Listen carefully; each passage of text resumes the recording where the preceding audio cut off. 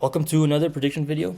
Today I'll be predicting the fight night going on tomorrow, Sterling versus Zalal, and the reason I'm on this screen right now is look at this quote. It's a pretty nice quote. If my mind can conceive it and my heart can believe it, then I can achieve it. If people who don't know, this is basically Safari's extension. It's called Momentum, as you can see over here. So yeah, like every day you get like new wallpapers and stuff. It's like I'm not sponsored, but if they would sponsor me, that would be nice because this is pretty cool. Anyway, let's actually go to the card. The UFC Fight Night. Why does it say Brady versus Buckley? Brady versus Buckley was originally the main event, but I believe it got moved here. Yeah, it's moved to the Hamza Chimaev card. So Sean Brady versus Joaquin Buckley. This is a fire fight. This is really good. Top contenders in the welterweight division. This makes this whole card crazy. This whole UFC 328 card is absolutely stacked. This card is one of the best of the year, if not the best of the year. We also have this fight night coming up, which is really good in Australia, though. And we have to make do with an Apex card in the meantime. But I'm not complaining. This is not a bad Apex card at all. So let's start with the early prelims, or I guess just the preliminary card. Talita Alenkar versus Julia Pilastri.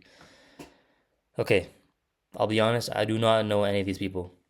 This is the first card to open up the prelims on the Apex, at the Apex. So I have to just make my pick, and it's not going to be really scientific. If you came to this video for Talita Alenkar versus Julia Pilastri, I'm sorry, but this is the wrong video for you. So I will not be making a very scientific prediction. I won't be looking at the outside foot battle over here. I'll be picking, I feel like, let's go with Julia Pilastri. More experienced and younger, better reach, and a little bit taller. So let's go with her. Now, moving on. Max Griffin versus Victor Valenzuela. Okay, now we have an actual fight. Max Griffin, he's pretty experienced in the UFC. He's a crafty old vet. 40 years old. That might deter a lot of people from picking him, but I don't believe I've seen enough of Victor Valenzuela to make a convincing pick on him. Max Griffin has good boxing. He can really get at you at range. Victor does have really heavy hands. He throws all his weight into his shots. And, I feel like Max can avoid those. Like, it's not like Victor throws insane combinations. He's like a heavy handed, slow fighter. So, that's what I've seen of him at least, and for that reason, I'll be picking Max Griffin here. I won't be like I'm not sure if it might be a KO, might be a submission, but the safe bet if you're in the Apex, go with a decision. So Max Griffin by decision. That's my pick over there. Okay, Francis Marshall versus Lucas Brennan. Another fight. This might be a really good fight just based off these guys' appearance. I have not seen. Well, I don't believe I've seen Francis Marshall fight or Lucas Brennan, but just looking at it, it's a lightweight fight on the prelims of an Apex card. Usually these kinds of fights are bangers. So, I'll tune in for this one. I do, again, have to pick just based off feel. I'm not making a scientific prediction over here. I have to go with Lucas Brennan.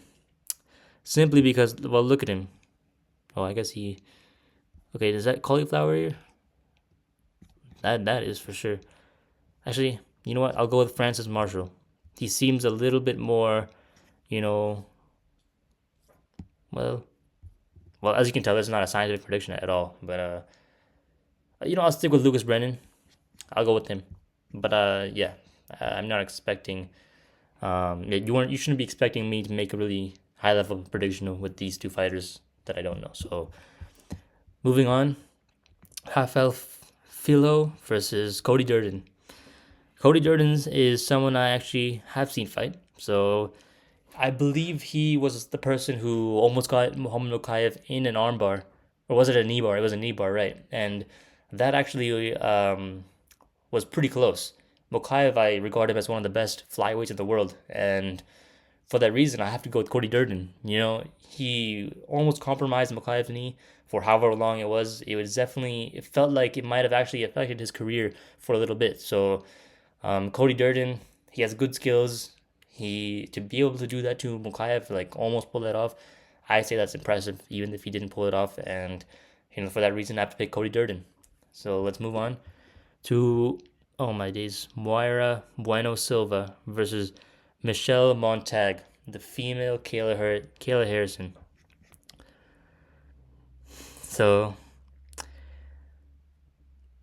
well, this is a layup basically. I'm not sure. Like the downfall is crazy for Bueno Silva. She did fight for the title at one point. She beat Holly Holmes, and now she's on the prelims of an Apex card fighting Michelle Montague. And I have to go with Montague. She's the female Kayla Harrison.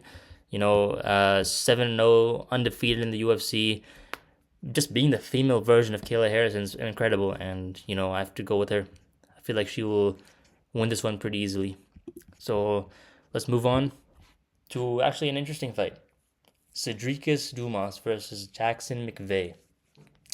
If you don't know, Cedricus Dumas has been on sort of a media run recently. He's been, consistently featured on the Jaden Cable channel.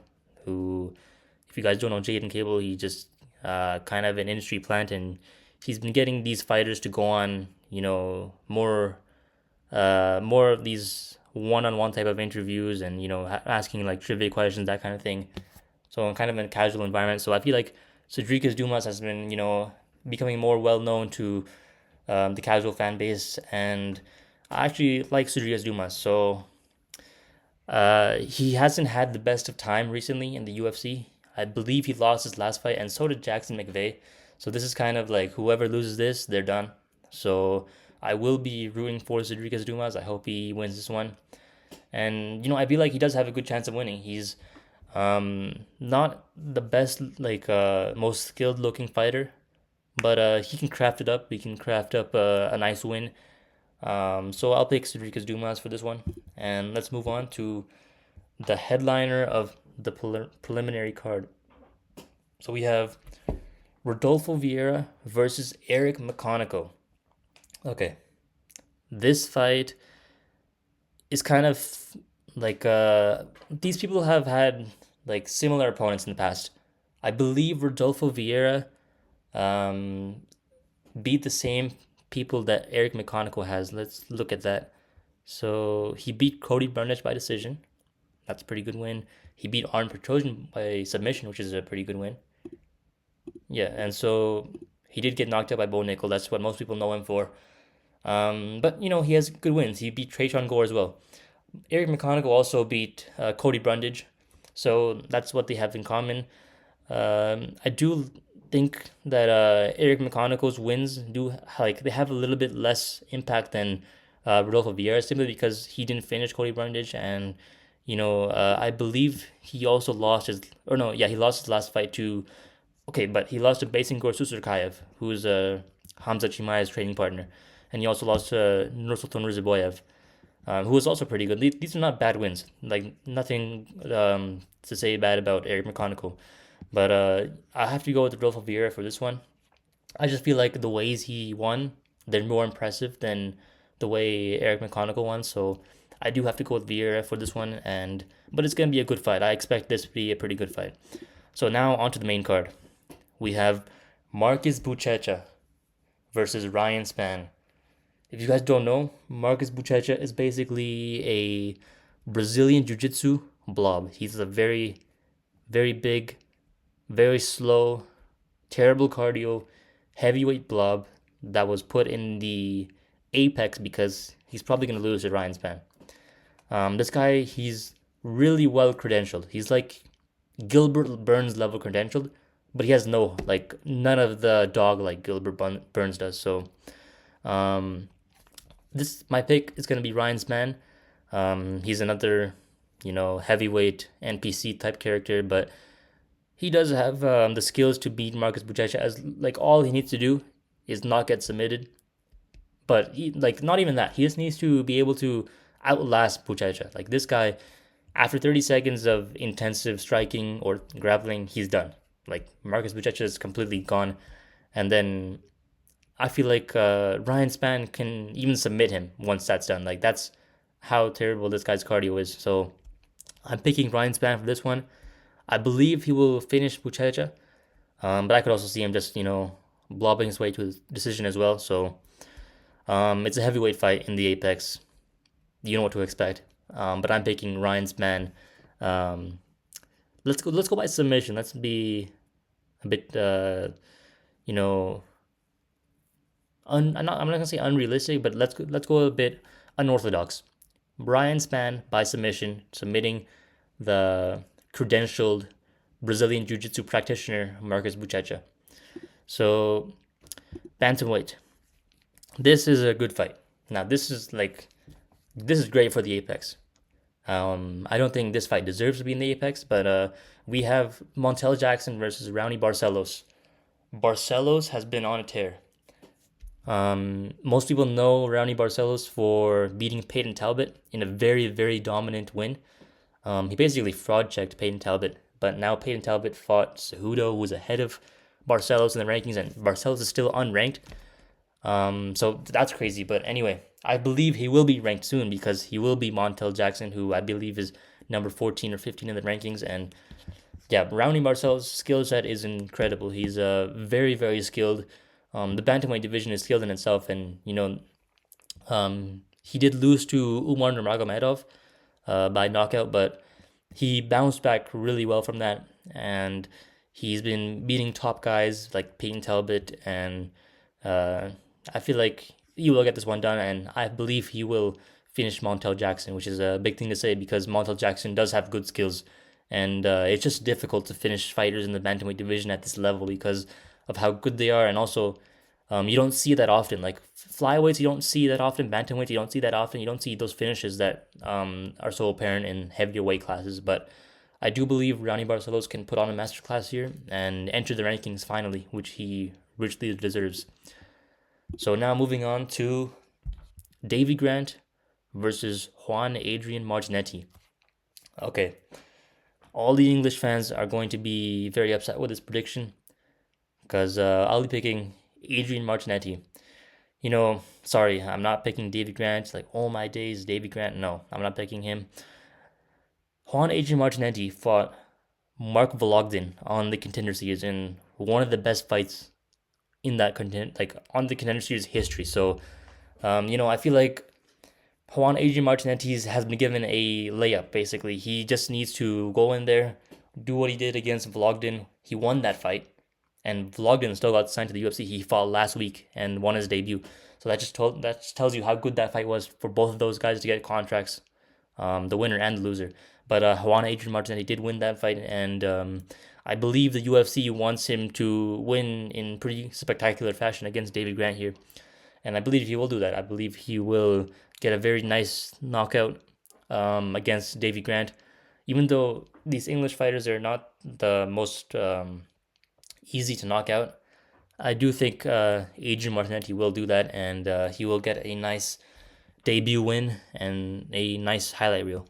So, moving on to the featured fight, Rafa Garcia versus Alexander Hernandez. Not fluffy, but just Alexander Hernandez. So, this fight is something that I did not expect to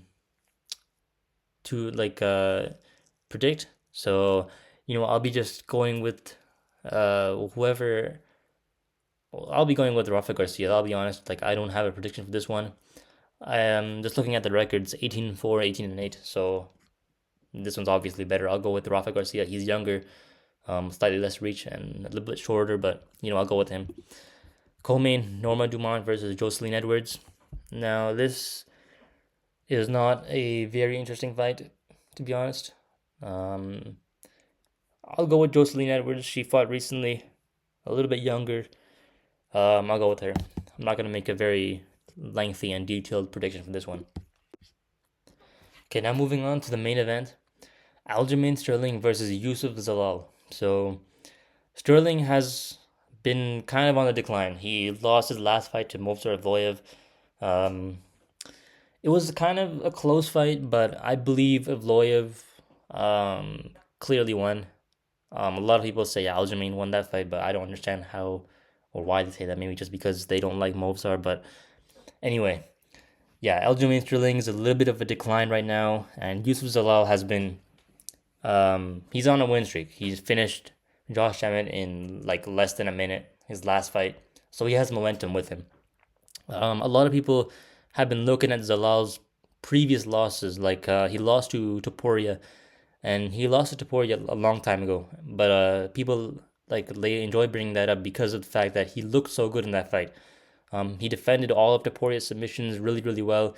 It went the distance, and people know how good Ilia Topuria is. So for Zalal to do that 5 years ago, 6 years ago, whatever it was now, that is seriously impressive. And I believe he's peaking, like he's entering his prime right now. 29 years of age.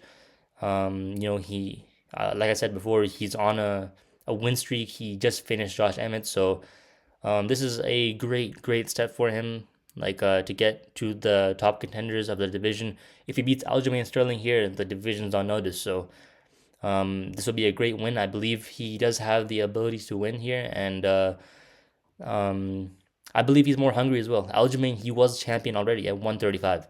He was champion and he defended his belt 3 times, and now he moved up. He beat Brian Ortega, but his losses, they're not the worst losses to have. You lost to the number one contender, but I do believe that he's not as hungry as Zalal now, so it might be a bit of an underdog pick. But I'm picking Yusuf Zalal, and I'm picking Yusuf Zalal by decision. I don't believe Zalal has the repertoire to submit Aljamain Sterling. Um, and Aljamain Sterling is not an easy person to finish. Like obviously O'Malley knocked him out, but that was at 135 at featherweight. I just don't see him getting finished like with a submission or a knockout. I think Yusuf Zalal has the skills to beat Aljamain, but it's gonna take a lot out of him, and he needs to show up and do his best. Obviously, and I believe I'll go with Zalal for this one. I think it's like the changing of the guard. Aljamain Sterling's on the decline, and we've seen the best of him. So I'm picking Zalal, and I expect it to be a decision. So that's it for this prediction video. I will see you guys on the next card, which will be in Australia, and that one's a banger.